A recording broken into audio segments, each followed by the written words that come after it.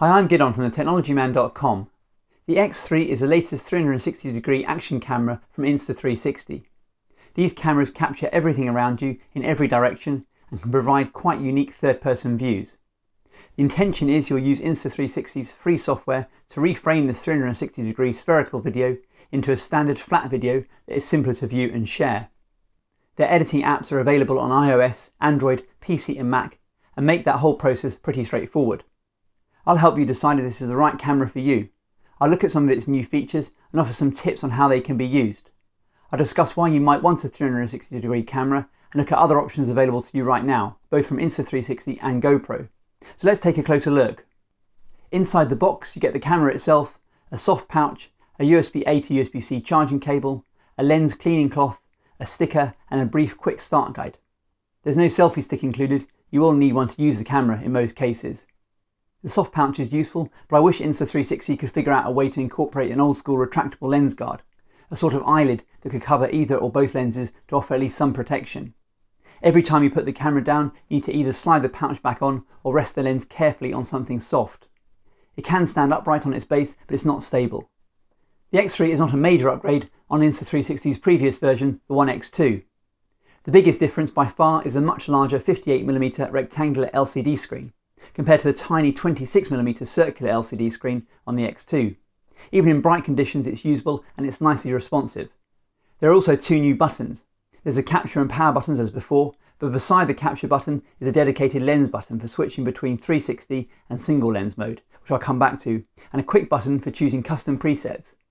So for example, I shoot most of the time in standard 360 mode with mostly auto settings.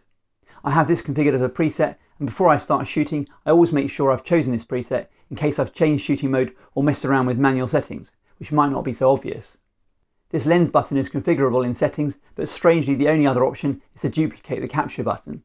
I prefer to have this button quickly select your favourite preset, for example. The X3 also has a slightly bigger 1800 mAh battery versus the X2 1630 mAh battery, but the runtime is about the same, 81 minutes in 5.7K 30 frames per second video mode. These batteries aren't interchangeable, and if you purchase the fast charge hub for the X2 to charge multiple batteries quickly, you'll need another fast charge hub for the X3's larger batteries. The USB-C charging port cover has also had a small upgrade. It's now hinged. On the X2 it always got in the way. Internally each lens has a new larger half-inch 48 megapixel quad Bayer sensor, compared to the X2's 1/2.3 inch 12 megapixel sensors. But you're still limited to capturing video at a maximum resolution and frame rate of 5.7K 30 frames per second. The exact same resolution as not only the previous model, but the One X released 4 years ago. And although 5.7K sounds like a decent resolution, once you extract a flat video from the 360 capture, typically you'll have at best a 1080p video. This is not too bad, but if you start zooming in on your footage when editing, it can quickly look blurry. But with the latest firmware just released, you do get a new 4K 60 frames per second and a slow motion 3K 100 frames per second mode. And they've also added a pre-record function that can capture 15 or 30 seconds before you hit the record button. A handy feature if you can spare the battery. Each fisheye lens captures just over half a spherical image, which is stitched and blended together seamlessly in real time. Anything in this stitch line disappears, for example the selfie stick, which is how you get those impressive third-person shots that can look like they've been taken with a drone. The computational challenge of this stitching process must be the limiting factor for higher resolutions, but I really hope we see a significant bump in resolution soon, with perhaps a beefier processor in whatever comes next. There have been improvements to the single lens and photo modes though, which I'll discuss shortly. With a larger screen, sensors and battery, inevitably the X3 is thicker and heavier than the X2. You can see its dimensions on screen, but it's 3mm thicker than the X2 and almost 30 grams heavier at 178 grams. The extra weight is noticeable, especially on the end of a long selfie stick where it's exaggerated. And the extra thickness can make stitching more of a challenge, although in practice I didn't see much difference. You'll need to activate the X3 with the Insta360 smartphone app before you get started. If new firmware is available, you'll be prompted to update. I'd make sure you connect to the app first and activate the camera before updating the firmware to avoid any issues. Although there are numerous modes and settings on these cameras, even more with this latest version, most of the time I use one of the two 360-degree video modes, or the HDR photo mode. For general use in good lighting, the best option is Active HDR, which improves the dynamic range, bringing out more detail in the highlights and shadows. In lower contrast scenes and when it's not too bright, I stick to the standard video mode. I usually shoot in 5.7K at 25 frames per second, or you can choose 30 frames per second depending on your region. If you want to add any slow motion effects, you can shoot at 3K at 100 frames per second with the latest firmware, albeit with a significant quality hit. Or 4K at up to 60 frames per second, which you can at least slow down to a little better than half speed on a 25 frames per second timeline. The large screen makes the X3 so much easier to use. If you hold your finger on the screen, you can drag around the preview image in 3D space. Tap the little X to exit. The icon at the bottom right of the screen will flip the preview between the front and back lens. This is not to be confused with the physical lens button below, which enables shooting with a single lens, which I'll discuss shortly. To change shooting mode, you swipe the middle of the screen left or right, or tap on the mode icon at the bottom left. Swiping from the right edge of the screen lets you configure video or photo settings, including the colour profile, white balance and exposure compensation. After plenty of experimentation, I'd stick with vivid mode and auto white balance. The isolated exposure mode allows each lens to set its own exposure so the stitching may be more apparent. I find the X3 does an excellent job of setting the exposure most of the time in automatic mode, but if the lighting is very uneven and you know you'll either be using the front or rear lens footage and can avoid the seams in your edit, this might be an option. If you tap manual, you can also configure ISO and shutter speed. Swiping from the left edge of the screen lets you review your footage, and you can drag around any 360 footage with your finger as it plays. The large screen makes this more than usable without having to get out your phone. I still use the accompanying app to review and obviously edit footage, and it's very useful for setting up 360-degree photos. You'll need it far less with the X3. Drag down from the top edge of the screen to get to settings. I'd recommend turning on haptic feedback with the vibration icon. Quick capture is something I use a lot for mountain biking, for instance, to save battery. With it on, pressing the capture button with the camera off will turn on the camera and start recording. Pressing it again will stop recording and turn the camera off. It's also worth choosing how the 4 microphones are set up. Most of the time you'll want wind noise reduction for action footage and stereo mode for general footage. Direction focus is useful if you're uploading 360 footage and will adapt the sound to the direction of your playback. You can also use this option in single lens mode. This is a test of the microphones in stereo mode. The camera is about 50 centimeters away from me on the small selfie stick.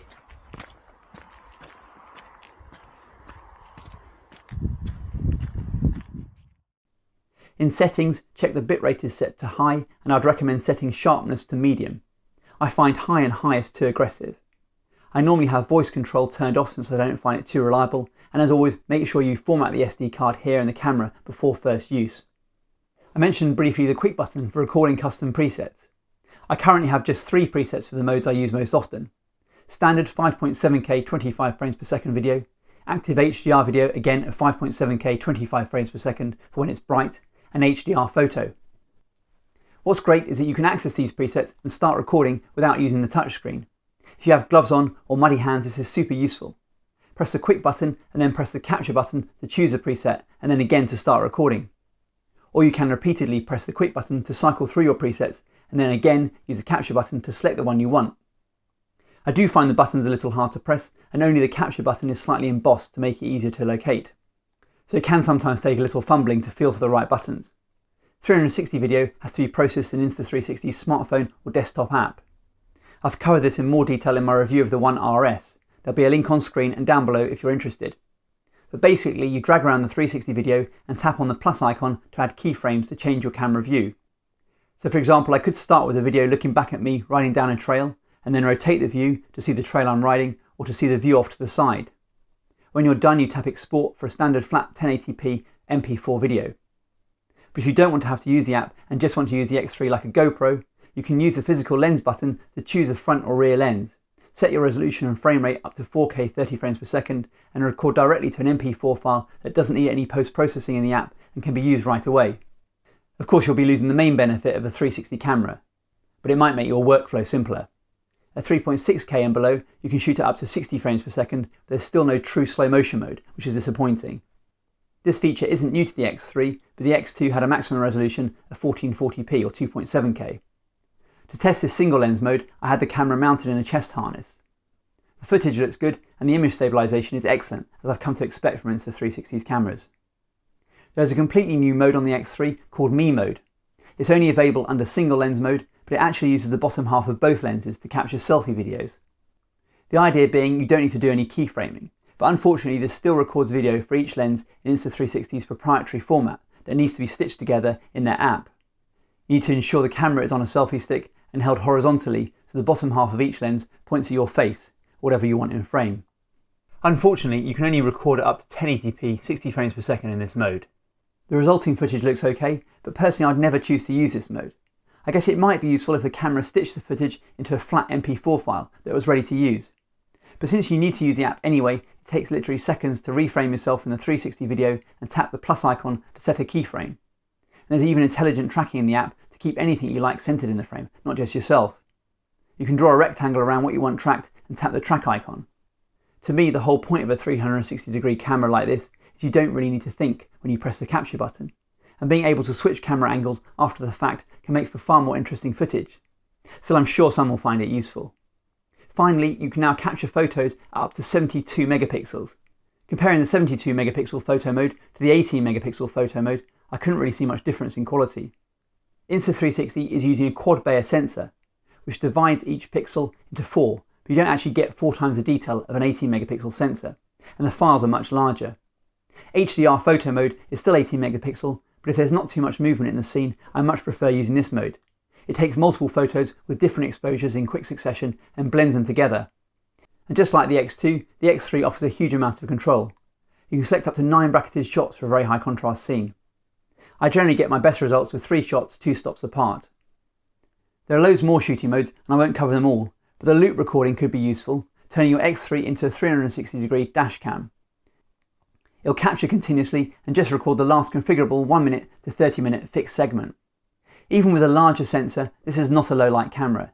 Even filming on a cloudy morning just after sunrise, the footage looks very grainy. I didn't notice much of an improvement over my X2 unfortunately. You'll need to step up to the RS 1-inch 360 for better low light performance. Coming back to my original question, who's this camera for? I have all sorts of cameras including action cameras, 360 cameras and a mirrorless camera with lots of lenses. And of course a very capable smartphone camera. But the One X2 and now the X3 does something none of my other cameras can do, and in a very compact package that I can slip into my pocket. And therefore if I'm going to carry an additional camera as well as my smartphone, most of the time it's this one. And cycling I occasionally take this camera instead of my smartphone, relying on my cellular watch for phone calls. Even with its pouch and a micro tripod, it weighs less than my iPhone 13 Pro. To get the most out of it, you do need to be prepared to do a little post-processing. But Insta360 has put a lot of effort into developing their smartphone and desktop apps over the years. You can edit and export footage quickly without having to even download it to your smartphone or computer. And the smartphone app, which is updated regularly, has some fun and bizarre effects too. For instance, this sky swap in ShotLab under Stories actually does a pretty good job with some very abstract options. If you get a camera like this, I'd get the biggest microSD card you can and leave at least your recent footage on this card so you can review, edit and share your footage as you like. I have a 512GB card in my camera, but anything over 128GB would probably be sufficient.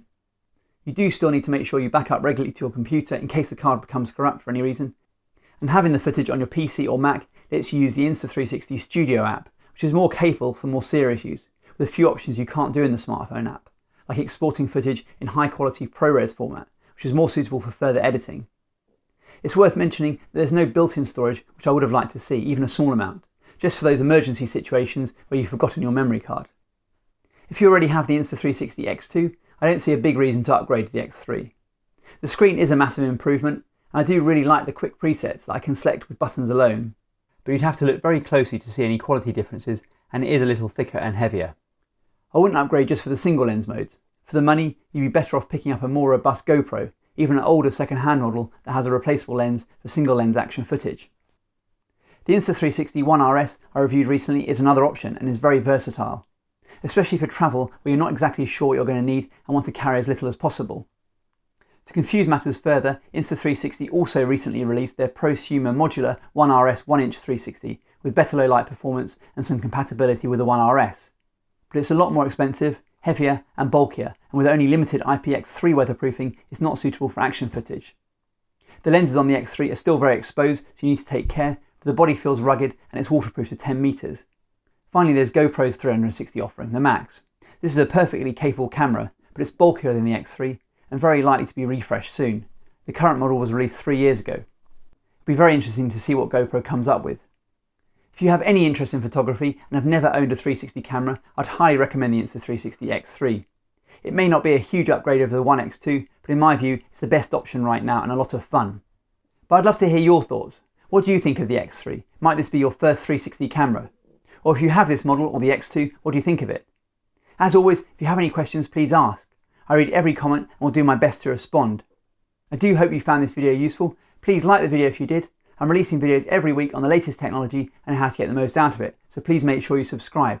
And don't forget to tap the bell icon if you want to get notified as soon as a new video gets uploaded. Thanks for watching.